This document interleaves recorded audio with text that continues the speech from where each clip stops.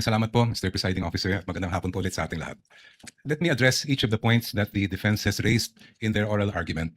Sabi po nila una ay due process daw ang isang paulit-ulit na dinidiin ng defense. But there's no debate that due process applies in this proceeding, just like in any other proceeding. The real issue before this honorable court is, will the subpoenas that we are asking be issued by this court actually deprive the respondent of any form of due process? Ang aming paniwala po ay hindi, and allow me to explain why. First of all, we are not yet at the stage where any evidence is being put in the trial or offered to the honorable court. Nandito pa lang po tayo sa punto na kung maari bang ipaproduce natin itong mga dokumentong ito. The defense will have every opportunity to make objections if and when particular exhibits or documents are identified by a witness and offered in evidence. Therefore, wala pong due process violation ang pag-issue ng subpoena. Second, the defense repeatedly cites the case of Duterte versus House of Representatives as, I quote, the law of the land, as I quote, controlling daw yung desisyon na yan. But I must remind the defense of that particular case and why the pronouncements quoted are mere obiter dicta, o kung sa simpleng salita po ay side comment lang. The entire Duterte versus House of Representatives case revolved around a different mode of impeachment. Kung maalala po natin yan, yung at least one-third na members of the House ang nagsampa ng kaso. And the entire decision discussed how due process should apply to that mode of impeachment. Totoo, may sinabi ang Supreme Court tungkol sa mode na ginamit po ng Saballa and the Cabrera complaints. Pero hindi po yun ang issue sa kaso ni Duterte. That issue is just a side bypass or incidental declarations of the court that are not controlling and are not the law of the land. And if you look mismo at the decision of the court, they expressly said, we are speaking of due process in relation to how these proceedings reached the Senate as an impeachment court, not this kind of procedure. Second, paulit-ulit din po nilang sinasabi na ang ginagawa ng prosecution ay fishing expedition. Actually po, meron ng desisyon ang Supreme Court that addresses squarely this point. This case involved a case of unexplained wealth, the case of Republic versus Rabusa, GR 208183, decided August 31, 2022. Just like here, the prosecution in that case requested subpoenas for the production of bank records.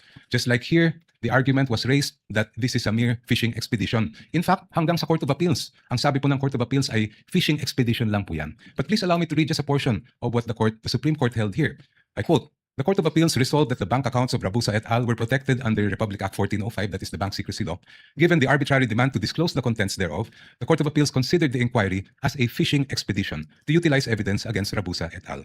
In the instant case, given that the court orders in the form of various subpoena duces tecum and ad testificandum all involved the forfeiture of unexplained wealth, the RTC was in error for not allowing petitioner to examine, inquire, and look into the subject accounts. I continue.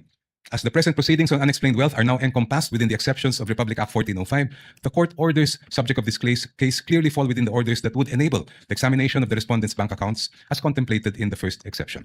Thus, it comes clear that this court cannot sustain the RTC's and Court of Appeals theory that there was no court order authorizing the examination of the bank accounts. On the contrary, records prove that the RTC issued several subpoena duces tecum and ad testificandum, which required certain persons to testify in open court and present documents which pertain to the existence and identity of the subject accounts and also to the accounts, the contents found therein. I just move forward. Given the existence and propriety of the subpoenas, the evidence procured through the same should have been duly considered by the lower courts. This court cannot agree with the Court of Appeals' supposition that the examination of the respondent's bank accounts was but a mere fishing expedition to pin liability on them. Next, the defense repeatedly cites a number of laws to claim that the requested information and documents that we are asking from this court for the issuance of subpoena are confidential. Sabi po nila, confidential daw ito sa ilalim ng Republic Act 1405. Sabi po nila, confidential daw ito sa ilalim ng Anti-Money Laundering Act, pati ang National Internal Revenue Code, pati ang Data Privacy Act ay confidential din. Pero kung titingnan po natin, klaro po at malinaw po sa amin ang batas at ang utos ng saligang batas sa impeachment court na ito. You have the sole exclusive power to determine an impeachable offense, and that includes the power to find out, ferret the entire truth, and make your decision on that basis. I will not dwell on the exception to Republic Act 1405. That's very clear. There's an exception for impeachment. Pero paano naman po yung sinasabi nilang Section 8A ng Anti-Money Laundering Law? If you read that law, particularly that provision, it clearly refers to prohibiting leaks by members of the Anti-Money Laundering Council. It never was intended to short-circuit the impeachment process or limit the powers of this honorable court to find out the truth. Ganon din po ang nakalagay sa ating National Internal Revenue Code.